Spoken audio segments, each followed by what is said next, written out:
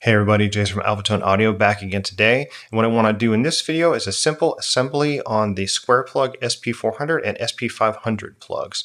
Now these are great right-angle pancake plugs, very low profile, very small. They go a lot of places that other pancake plugs just won't fit. I use these a lot and they're pretty popular with people with big pedalboard builds.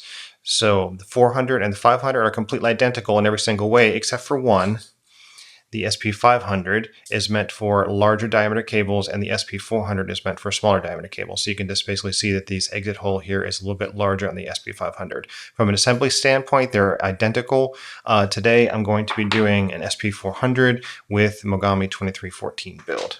So first thing, just going to open this up. Two screws come out.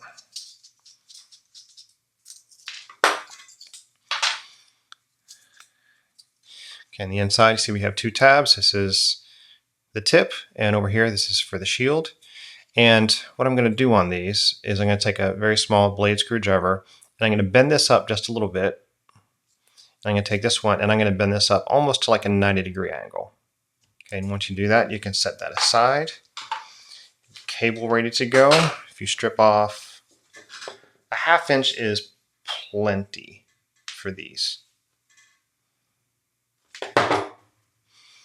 It's better to do a little bit more than you need because you can always cut it back if you have to.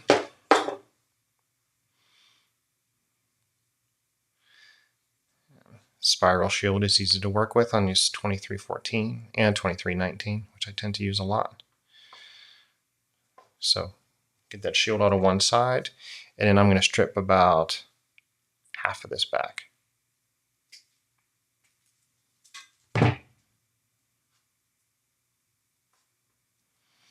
And what you're really looking for on these is you want to make sure that when everything's together, if you look at how much this is stripped back, you want to make sure that the outer jacket is utilizing all of this channel here for the cable, so you get the maximum strain relief on there. And that looks like it's just a hair long, and you can certainly go a little bit farther in.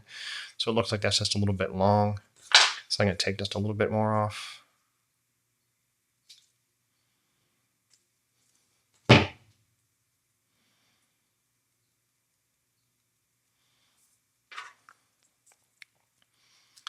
And that looks a little bit better. Let's tin this.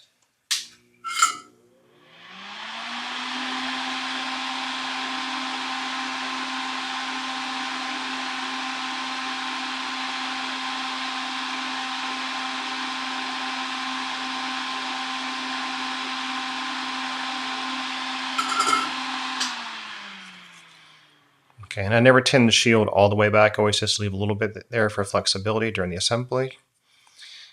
Then what I'm going to do is simply feed the conductor in, and this is why I bring the tab up. It's just so it's a little bit easier to feed in from the side. And just swing that around. I don't need quite that much shield. Take a little bit off. I mean, it's not going to hurt anything. It's just hitting the body, but we can clean it up a little bit. Swing that around, go into the vise from here. Now again, I have my blade screwdriver. Let's kind of get everything tucked in here. I'm going to take that tab for the conductor. I'm going to push it back down flat. And again, I have more cable that I need there. So let's take a little bit off. Make sure it doesn't live inside your plug. You can see the outer jacket is coming up way past the edge of the cable channel here. So we're going to get maximum strain relief there. So then after I flatten that plug down, just push the rest of the wire down. Over here on the shield side, I'm going to tuck that as close as I can up to the shield tab. And I'm going to use the screwdriver and I'm going to push the tab down over the cable nice and tight so that bends all the way down in an arc until the tip of that tab is actually hitting the body. Now, one of the things I talk about all the time on assembly is you just want to make sure that when you bring the soldering iron in that nothing's moving, and that's just going to make everything way easier for you during your assembly, because you don't want to get in that situation where you're trying to hold things with weird finger combinations and all that. You just want to make sure that everything is where it's going to be so you can bring in the solder and then everything just assembles nice and simple. So from here,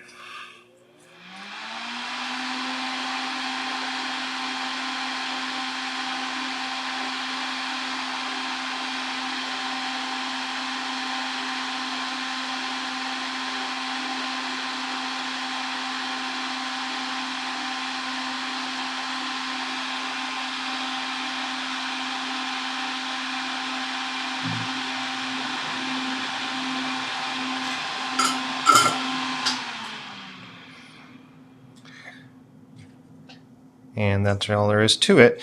These plugs do suck up quite a bit of heat. As you saw here, I usually will wait an extra second for my tip to get back up to temperature before I move from like the tip to the shield. So I did hit that one twice, which is fine. But you don't need too much there. As soon as you see the solder start to go flow down past the solder tab and into the shield, that's all you need. You don't need a ton of solder on these.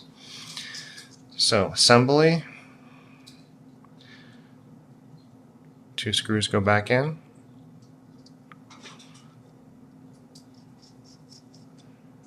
Just going to tighten them down a little bit, get both of them just slightly snug, and then I'll actually crank them pretty hard on these.